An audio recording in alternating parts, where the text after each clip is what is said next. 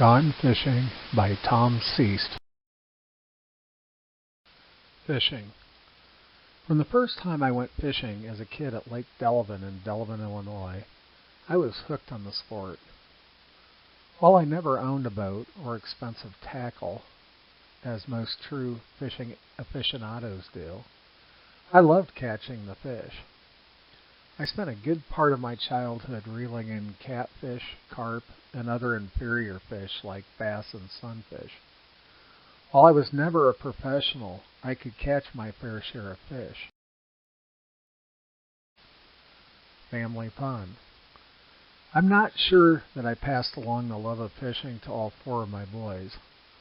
I remember taking our oldest son Charlie fishing for the first time when he was 8 years old, and he caught a 16-pound catfish, the first time I cast out the pole for him. I wasn't in very good shape physically, as I was quite rotund, so the boys had to do a lot of the work. But we caught lots of fish when we went. Fabulous fisherpholk. But each of my boys developed skills early in life to properly fish for catfish from the banks of a lake or river, proper technique for netting the fish, and proper technique for cleaning the fish for eating. I taught my sons very few skills in my life, but catfishing was one of them. Fishing. When I did spend a lot of time fishing with my boys, I never really did teach them the ways of fishing, which is an entirely different way of scamming. I likely should have prepared them better, but I digress. What is phishing?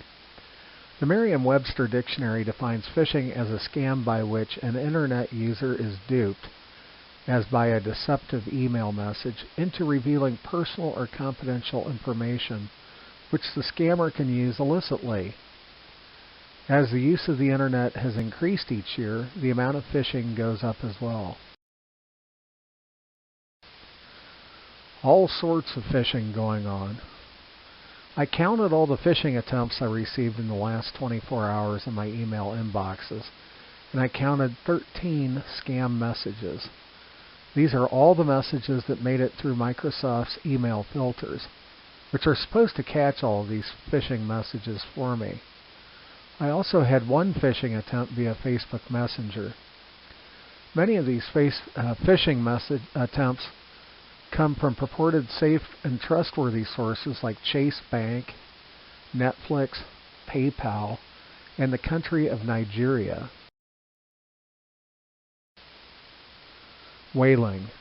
When I was a wee lad, I used to always try to catch the big fish, or as we called them, the whales. And there are specific phishing attacks targeted the same way. Whaling, in the fishing sense of the word, is when the people that are fishing target large fish-in companies or organizations like owners, chief executive officers, chief operating officers, and chief financial officers. You can't blame them for going after the big fish. Email phishing. This is likely the most common form of phishing, as electronic mail has been around forever, so they've had time to perfect their methods and techniques. Generally, the people that are phishing will send an email to any email address they can obtain in hopes that they can convince you to reveal vital information, financial information, or give them money. Many times, you can detect this type of message because the person has difficulty communicating in writing, or there are language barriers that keep the message unclear. Sextortion. Sextortion is another form of phishing where the person communicating electronically claims to have photographic or video evidence of the targeted fish in some sort of sexual position, and then they demand money in exchange for keeping the information quiet. Another reason you should probably never go fishing naked. Search engine phishing. Hackers can manipulate keywords on their web pages and get their pages ranked higher in search engines like Google, which would then give them the appearance of legitimacy.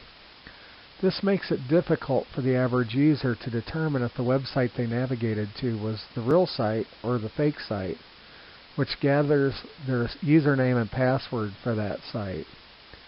Banks and other financial institutions are often duplicated to appear legitimate when they are not.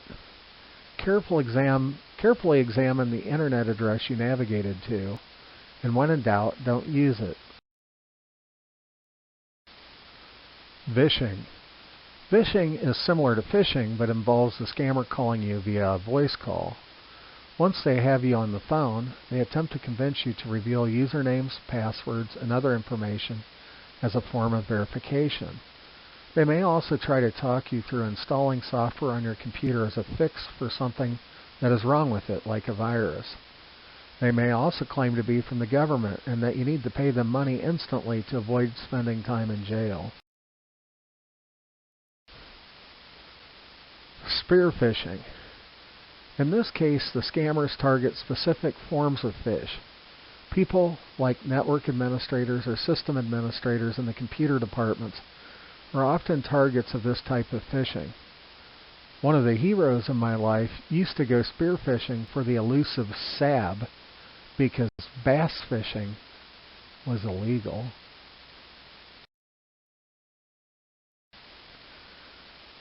Smishing. Smishing attacks are carried out via SMS, short message service, text messages, usually on a cell phone. The smisher attempts to get you to reveal your vital financial or personal details via the text message or a related voice call. I've never regretted missing a smishing attack.